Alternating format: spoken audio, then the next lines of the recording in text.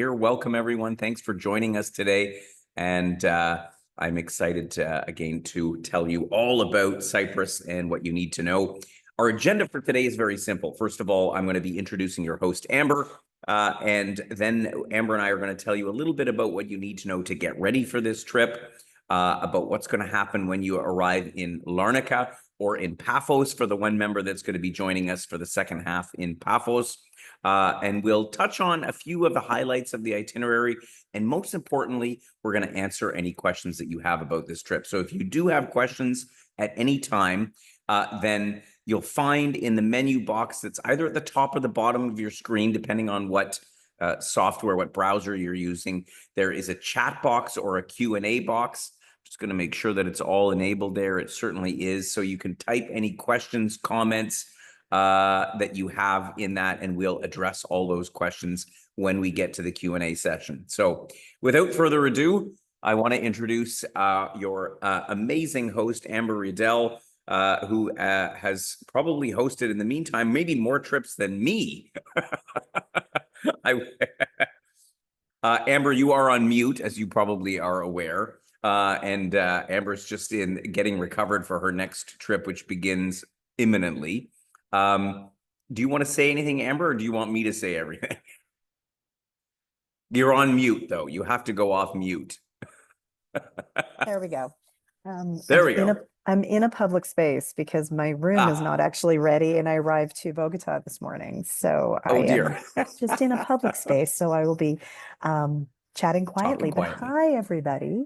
I'm going to be your host for Cyprus. I am so excited. Cyprus has been on my bucket list for so long. And so I am so excited that we are going to be adventuring together in Cyprus. What do you want me to say, Gordon? Do you want me to talk about what my job is? I just want to talk about what your role is as a host. In case there are any members that I see a couple of names that are familiar, I see a couple of names that are not familiar. If you have not traveled with us before, so you know what a host does. What's your job? So my job as the host is to essentially sweat the small stuff so that you don't have to. So my job is to cross T's, dot I's, make sure that the program goes off without a hitch. And most importantly, because we all know how often life goes perfectly, which is not particularly often. And ironically, it happens on vacation and it happens in trips when we travel as well. Truth be told, I think the most joy comes from when things don't go overly perfect, but I'm there to make sure that we're ready to pivot and we can handle anything that comes up. I'm also there to take away any friction points so that if there's anything that I can do to assist to make your trip even more smoother, I will do that. Mostly what a host is, though, is, on the adventure with you, ensuring that we're maximizing our time together in that country. Now, the things that I'm not is as important as the things that I am. This is my first time to Cyprus. I'm obviously not going to be an expert in the country, but we have local guides for that and have amazing, local people that are going to tell us, answer all of those questions. So that's not really my job. I'm obviously not the hotel concierge, so I'm not going to be an expert in the area, but I am a highly resourced traveler that can go and access all of these people if I need to give you a hand, answering any questions that would be better answered by those folks. But for me, the Wheel and Anchor host is kind of like Julie, the cruise director. It's like, how do we make sure we're all having the time of our life on this trip? And it's my honor to get to play that part. Yep, that is the bottom line. And I can honestly say that Amber gets some of the best feedback of any of our hosts, and we have some amazing hosts. So you are in good hands for your time in Cyprus. So let's jump on to the important part. Well, it's all important. Obviously, meeting Amber is one of the most important parts. And now you know who she is and who to expect when you arrive in Larnaca next month. But what do you need to know about preparing for this trip? So we're going to start off with the most important aspect. Where is your passport? as you always say, it used to be, the old phrase, money, tickets, passport. Well, money is, you have a credit card, you're good. You don't need tickets anymore because they're all electronic, but you do need your passport. So if you haven't traveled recently, make sure you know where it is. Make sure that it is valid for the duration of your time there, just in case, it's one of those things because passports only come up every 5 or 10 years in many cases.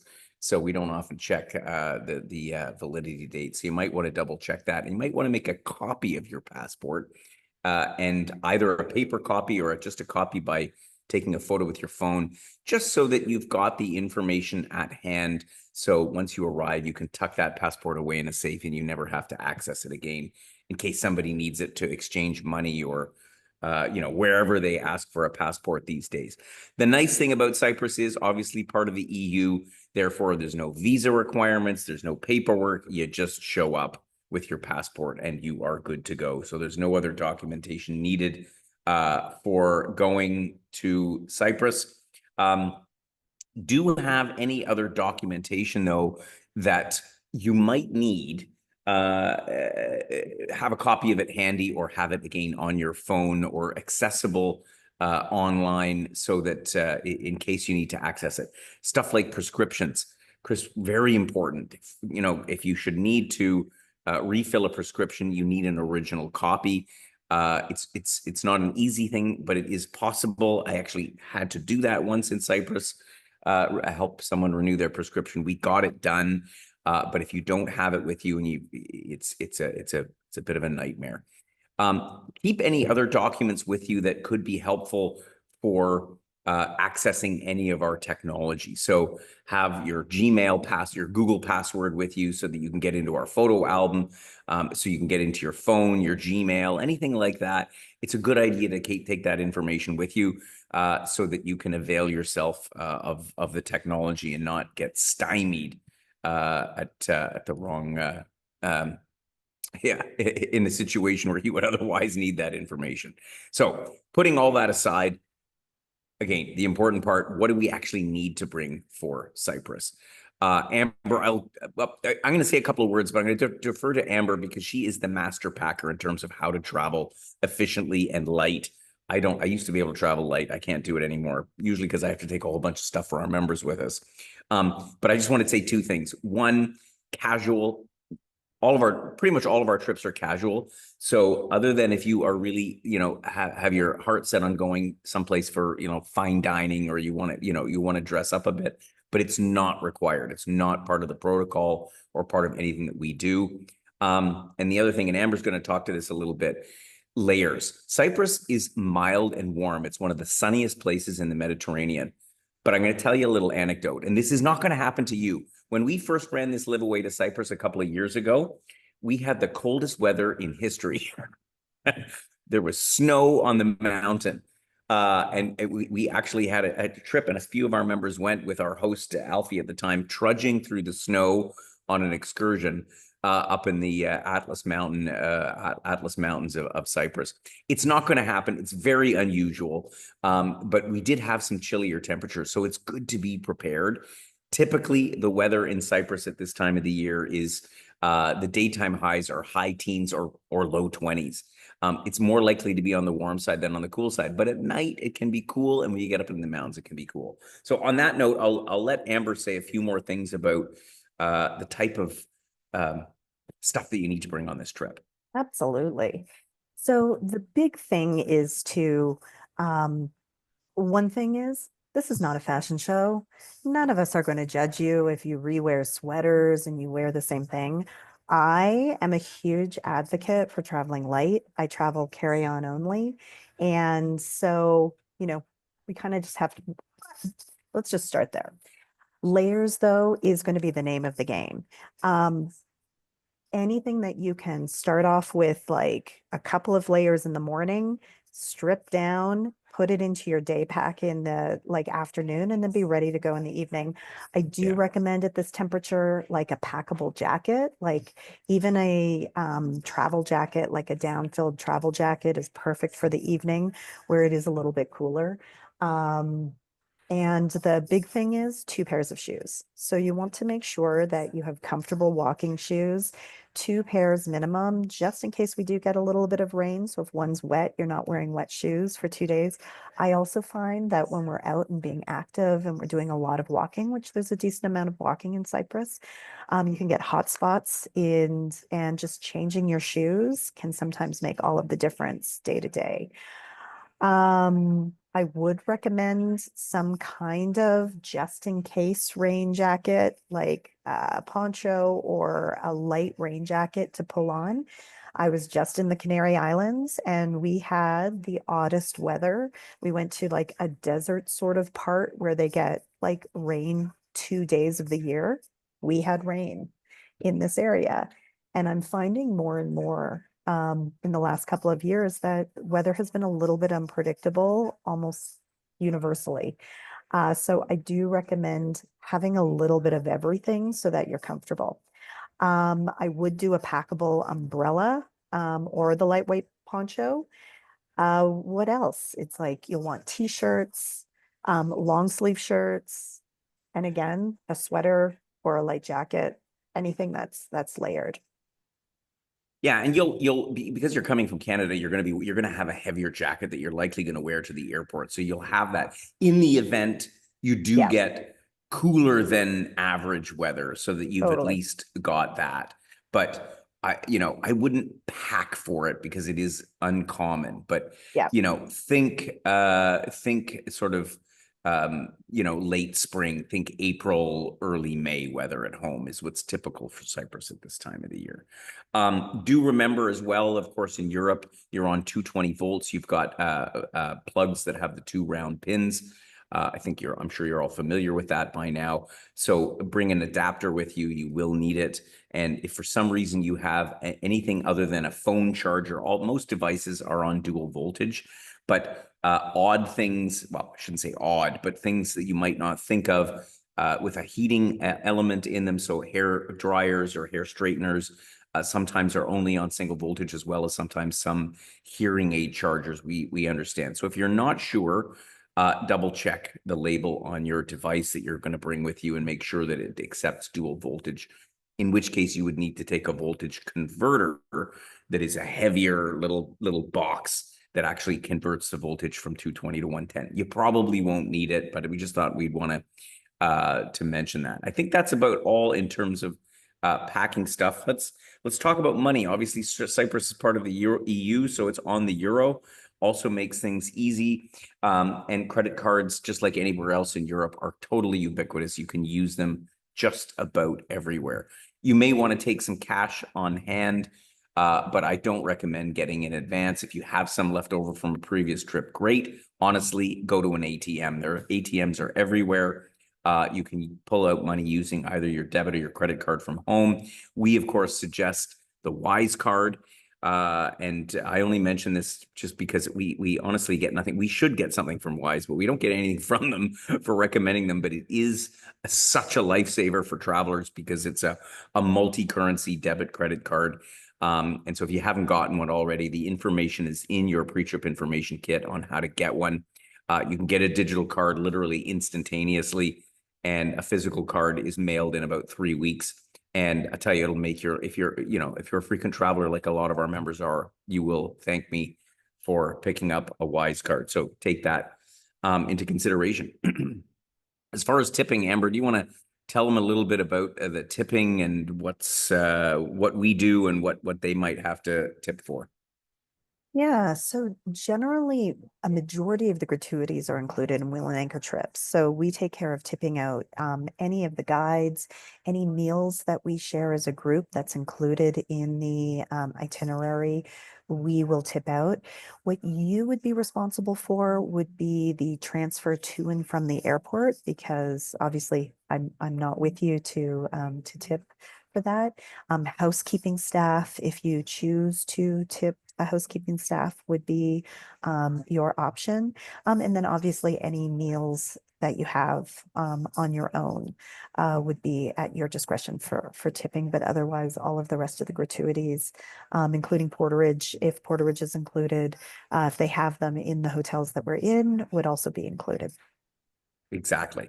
And as far as what you need to tip for when you're there, if you're out for dinner, the rule of thumb for most of Europe goes in the sense that you're rounding up generously, no more than 10%. So it's not like tipping at home, and you need to check as well in some places, particularly the hotels.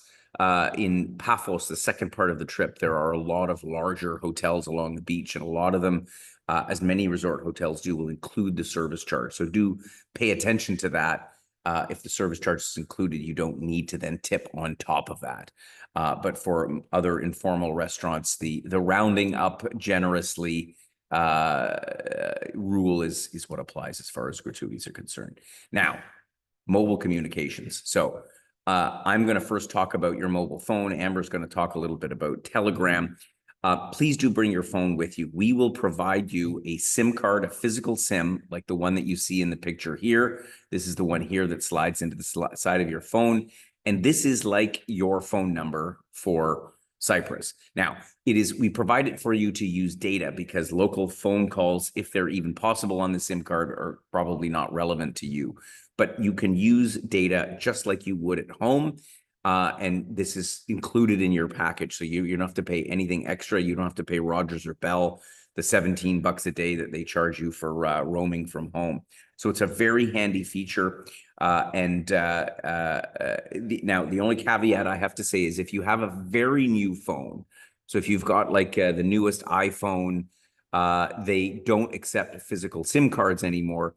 In that case, you would need to get your own eSIM card because we do not have one single provider that we at the moment can rely on to provide eSIM cards. So if you have a brand new smartphone that doesn't have the little drawer in the side like you see pictured here, you will have to get an eSIM card to be able to access the internet there. Now, Wi-Fi is ubiquitous, just like as it is at home. All the hotels, most restaurants, most anywhere that you go, you can find Wi-Fi. So you can get away without having it, but it is awful handy. And most importantly, because it enables you to use Telegram, which Amber will tell you about. So Telegram is the communication app that we use on all of our Wheel and Anchor trips. It's essentially something that gets downloaded onto your phone, your iPad, onto your computer, or all of those places. And you set up a Telegram account for yourself before you leave home. When you change out your SIM card, it doesn't affect Telegram. So Telegram continues to work, unlike your text messages. When you remove your SIM card, your text messages won't continue to come through until you put your SIM card back in. Telegram is more like WhatsApp, like an app or messenger on your phone, where as long as you have data or you have Wi-Fi, you're able to use Telegram. In Telegram, we've got set up a channel, which is a one-way broadcast from me to you. So it goes out to the entire group. So it's the way that I can quickly disseminate information so that you have everything that you need. I post links to the schedule. I give you real-time updates if we have a change in anything in the itinerary or if you need something specific for that day as a reminder. The other cool thing that we can do in Telegram is we set up a group chat just for our group. And this is the really easy way that you as a group can discuss if you want to make some plans to go for a walk or go to a restaurant. You can invite people to things. You can share things on there. Like if you find a great shop down the street, you can post a link and you can post a picture to the shop. So it's a way that we just feel that the group cohesion and the community aspect happens with us using Telegram. It's also a safety issue. So it's a way that you can be connected to me all of the time with an instant message.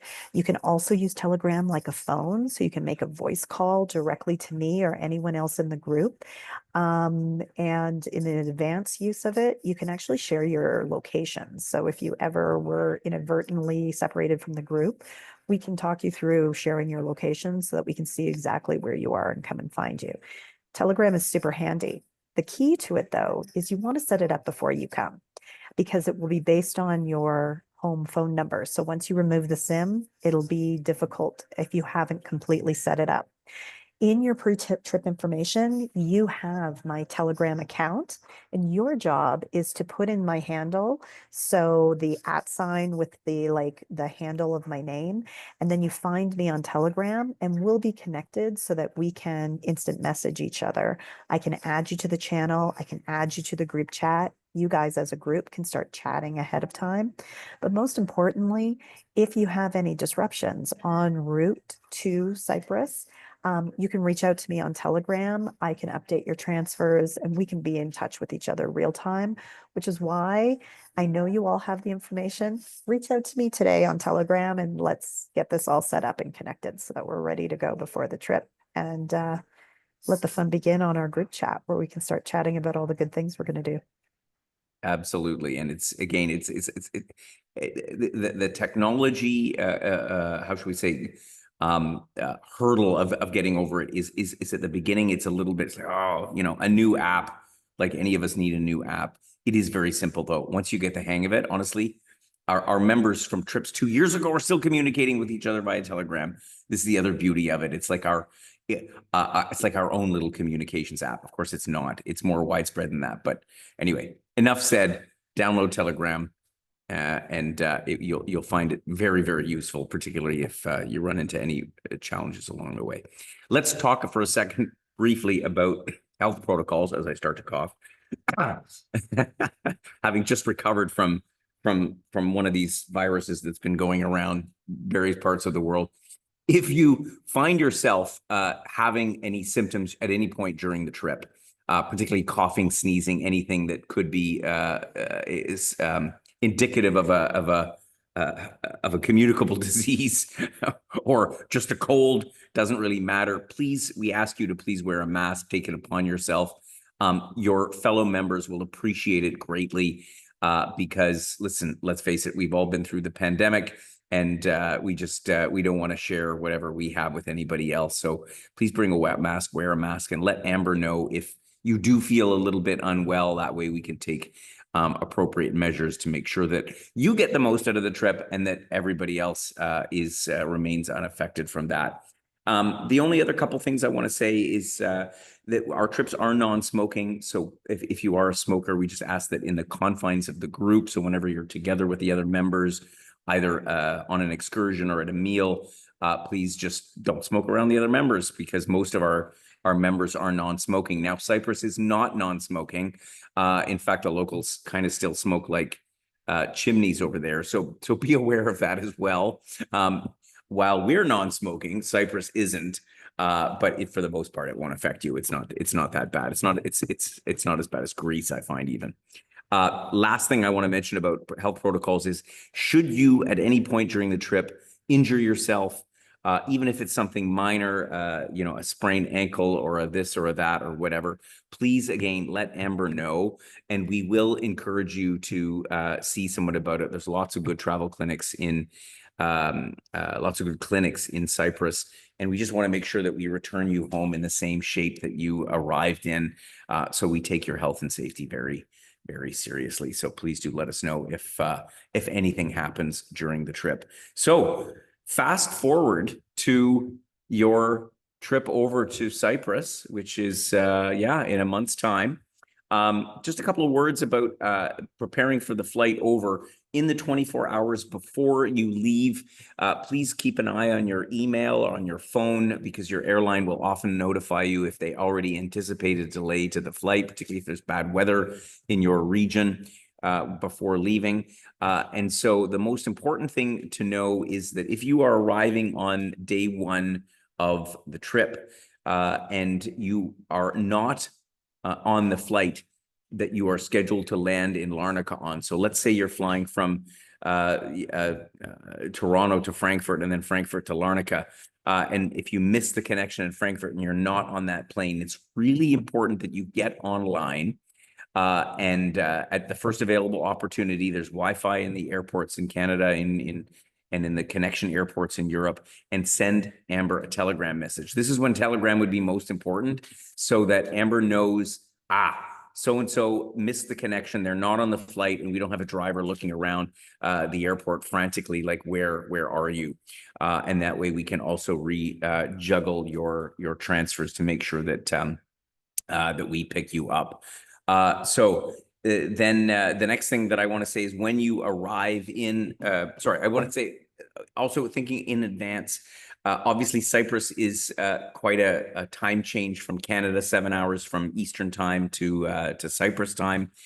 So you may want to consider using a jet lag mitigation app. The one that I know Amber uses is called Time Shifter, right, Amber? And Yes. and And you swear by it. it's a game changer using this app. It's like you Yeah. don't have any downtime and you don't have any of that fogginess. Yeah, exactly. So all this information is in your pre-trip information, but take a look at it. It would be well worth it because that way allows you to hit the ground running and not be down with jet lag for the first couple of days. When you arrive into Larnaca Airport, there will be a driver waiting there. The details, of course, on that transfer voucher, that's the only other document you want to keep handy. So that you have all the information about who's picking you up, the contact information.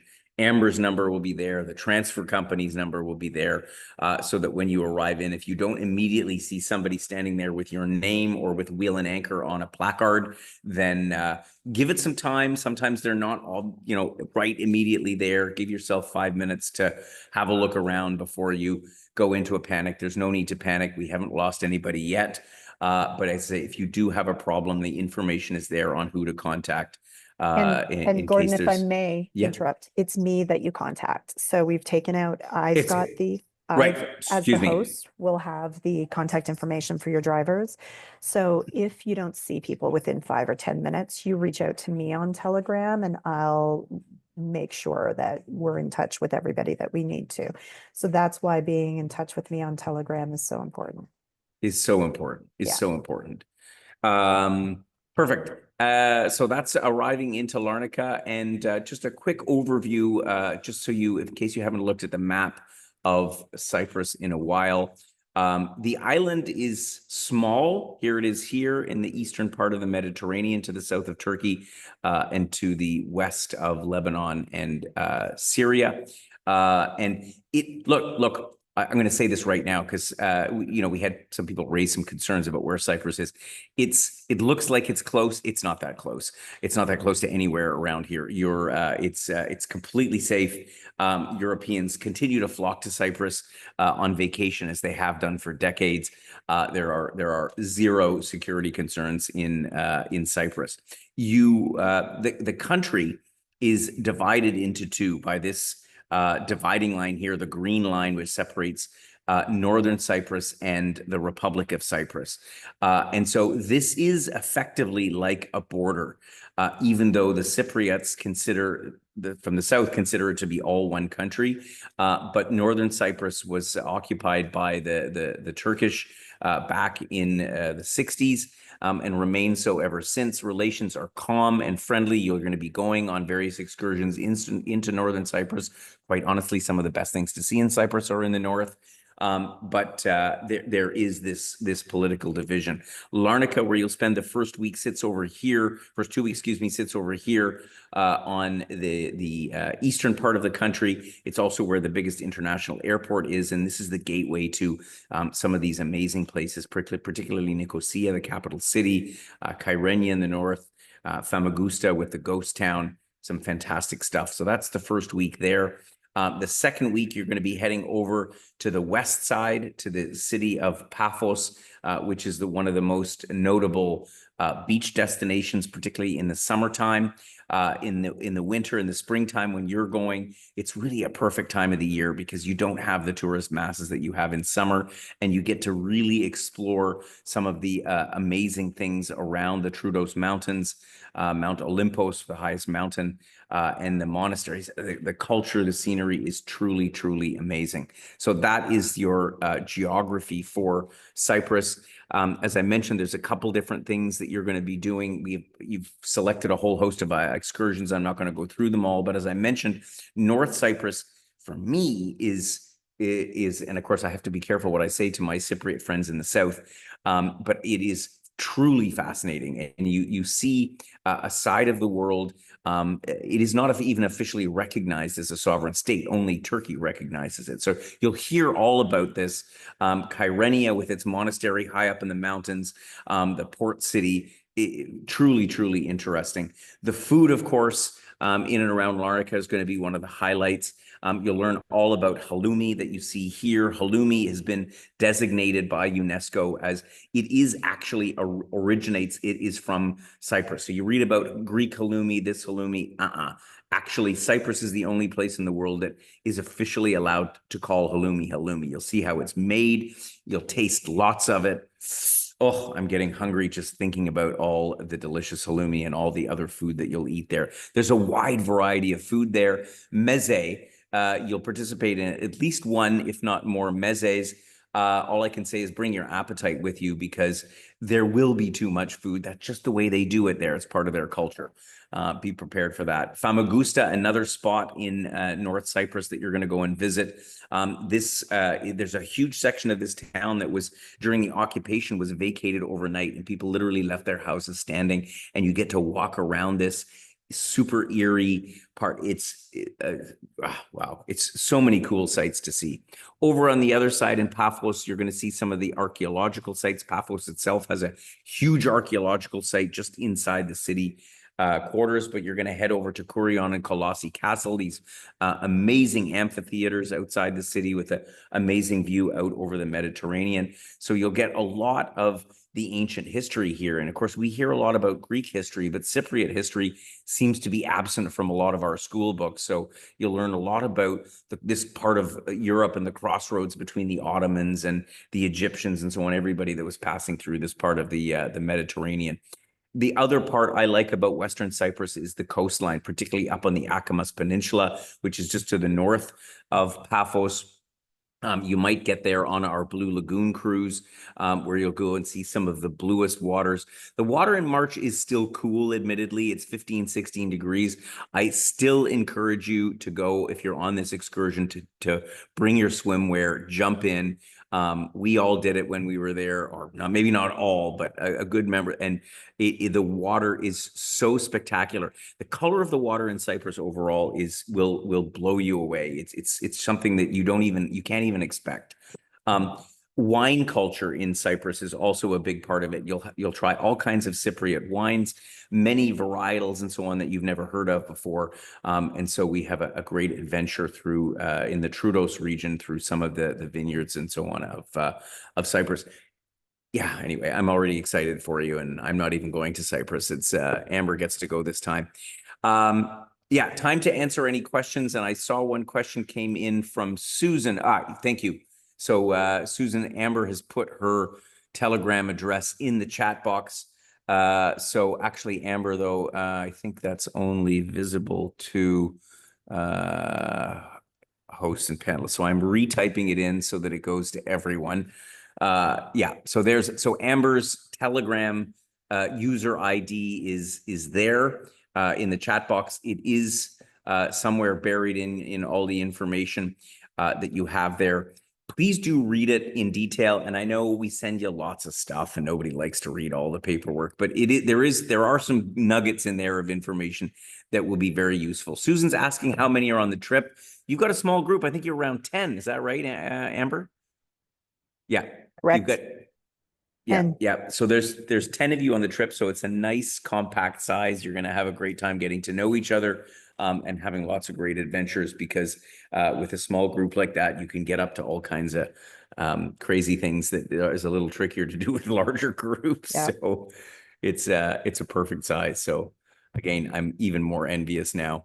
Let's see, going once, going twice. Any other questions?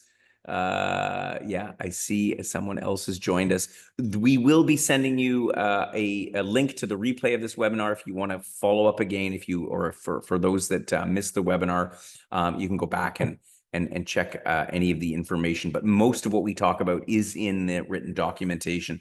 So yeah, you'll if be able to anybody find the info there. Has any questions, you can always reach out to me on Telegram. So I am happy to answer any questions there. Yeah, fantastic. Yeah, good. Well, last chance for questions. Otherwise, if you think about that question 5 minutes after the webinar is over, then just drop a note over to Paula. She will pass it on to the relevant person if she doesn't immediately have the answer, as she often does. And we'll make sure we'll get your questions answered. We want to make sure that you are all set and prepared for this trip. Yeah, you're going to have a great time, and it'll feel so good to get that Mediterranean sun after this nasty winter that has afflicted everybody in Canada. So having not got any other questions, then it's time to wrap up the webinar. I wish you all a wonderful trip. I look forward to meeting you all in person at our social events this summer, if not on a trip sometime. Thanks for joining us. Thanks for putting your faith into Wheel and Anchor. You're going to have a great trip with Amber, and have yourselves a great rest of the day. Bye for now, everybody. Bye, everyone.